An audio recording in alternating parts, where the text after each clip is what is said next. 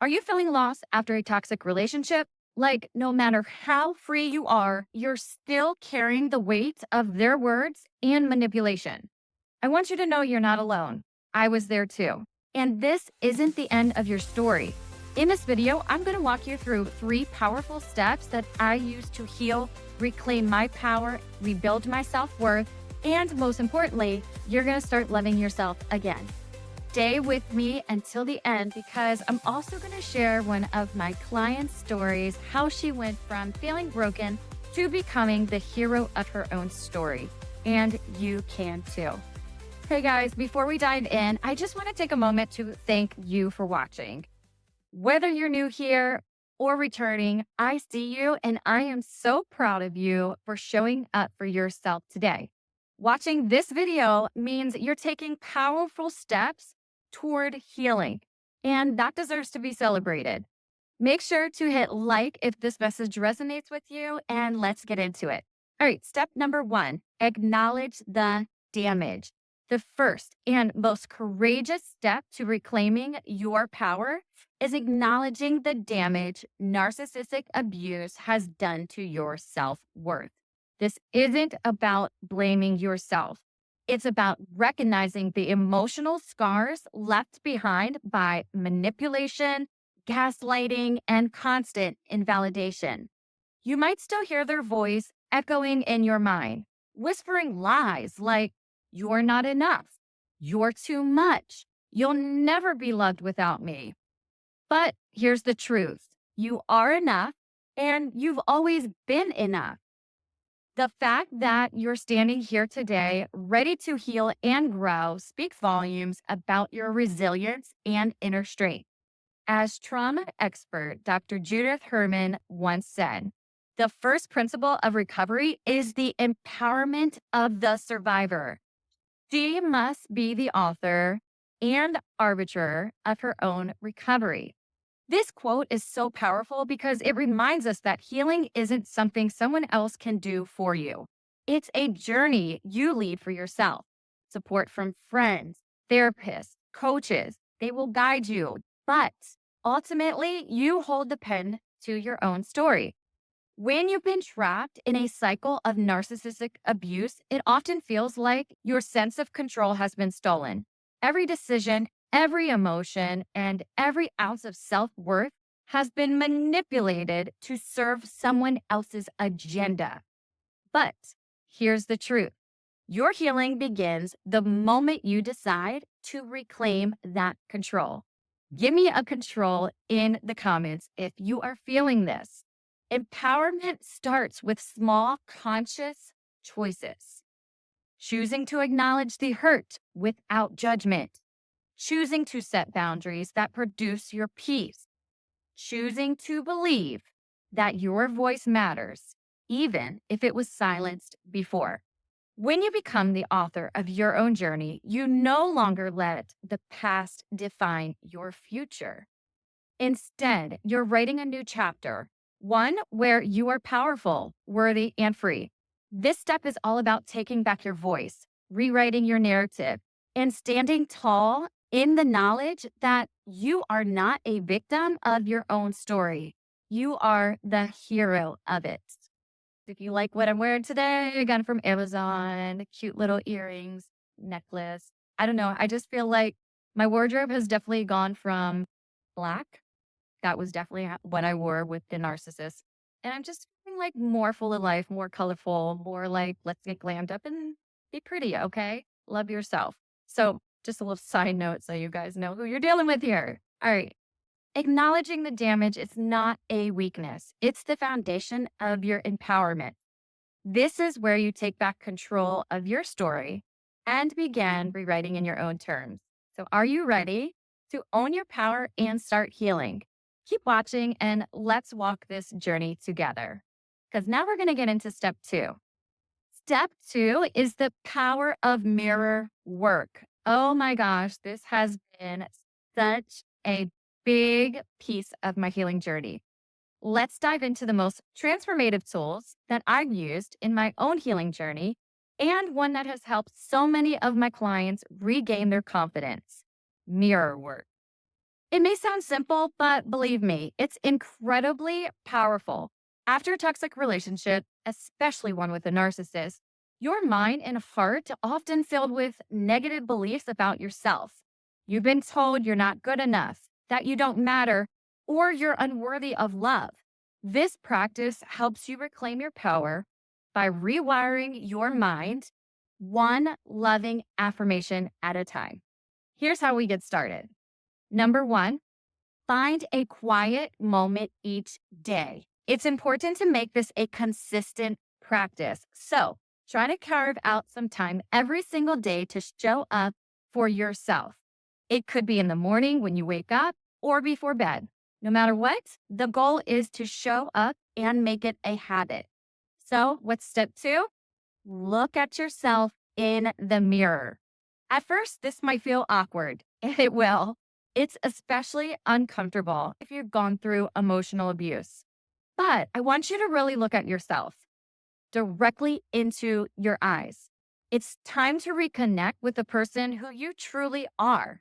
You might want to take a deep breath here and focus on grounding yourself in the present moment. Step three is to say something kind. It's easy to say cruel things to yourself when you're carrying around the weight of a toxic relationship. But this is about rewiring your inner dialogue. Start with a few affirmations, even if they feel a little forced at first. You can say things like, I am worthy of love. I am stronger than my past. I am reclaiming my power. You don't have to believe in them right away. It's normal to feel uncomfortable in the beginning. Maybe it feels like you're lying to yourself at first, and that's okay. The key here is consistency. The more you say these words, the more they begin to sink in. Your mind starts to absorb the truth, and the doubts and insecurities slowly start to fade away. You want to allow yourself to feel. This is about much more than just repeating the words. As you look at your reflection and speak these affirmations, let yourself feel the truth behind them. Maybe you'll feel some resistance, but let yourself be vulnerable. Over time, the uncomfortable feelings will shift, and you'll begin to feel a sense of empowerment and peace. Repeat this every day. The beauty of mirror work is that it works in repetition. You're not just telling yourself nice things, you're rewiring your brain. The more you repeat these positive statements, the more you begin to believe them. You're gradually shifting your mindset to align with the truth. You are worthy, you are strong, and you deserve love and respect. This practice works because it's active healing. It's not just thinking about healing or waiting for it to happen. It's showing up and taking action to reclaim your confidence. You're telling your brain and heart that you no longer are defined by the past, that you have the power to shape your future. The most important relationship you'll ever have is you. When you heal from narcissistic abuse, you're not just breaking free from the person who hurt you. You're breaking free from the lies you believed about yourself because of them. Mirror work helps to peel back the layers of negativity and rediscover your true essence. If you feel awkward at first, that's completely normal.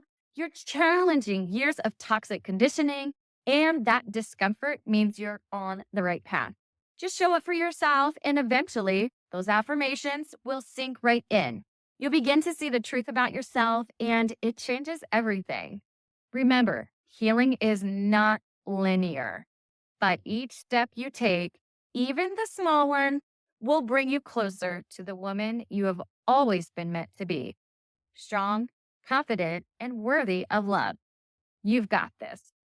Before I get into step three, I forgot to mention this video is part of a 3-video series that is all about self-love, healing, and building confidence. You should check out the other 2 videos.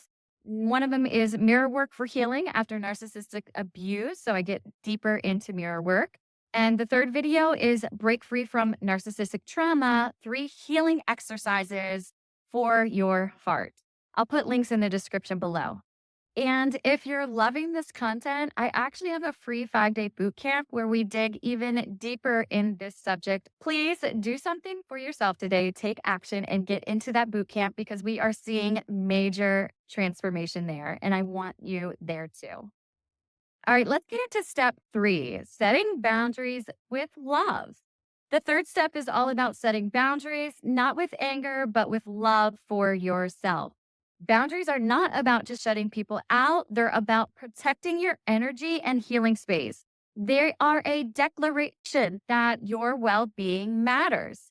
Start with really small steps. Say no when something doesn't feel right. Limit the contact with people who drain you emotionally or mentally.